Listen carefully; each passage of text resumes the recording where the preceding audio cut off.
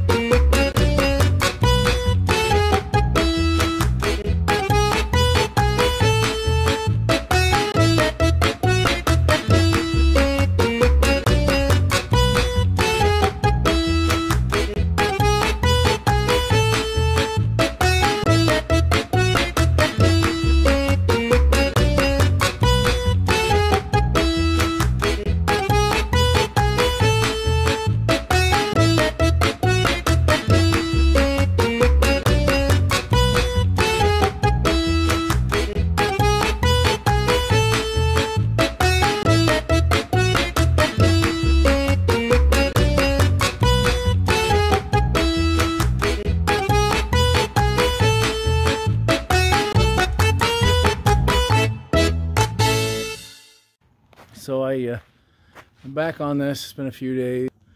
I didn't get this finished. We had snow. It was stuck to it for a long time because this doesn't get a lot of sun right here. I'm gonna finish that, but I have the metal. I ran short, and I ran short of the mastic, so I get that done.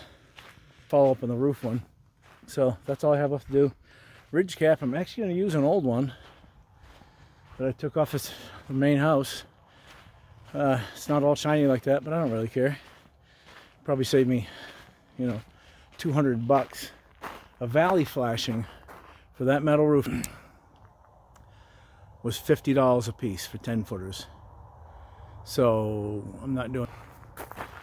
So anyhow, now things is getting dark quick. I don't want to get that metal put on there, and that's tight. It's that paper didn't get any leaks in there, so I'm gonna work on some insulation. Get the wiring done. Got plumbing in by a trained professional. Shower's done. I showed a couple fittings here, which I now have. The vent is all hooked up. It's not out through the roof yet because I don't want to cut that through. My kitchen is going to be over here where these lights are. But I have to take this stucco off the wall, so that'll be another deal altogether. But I got a bunch of insulation, so I'm going to try to throw it in the ceiling.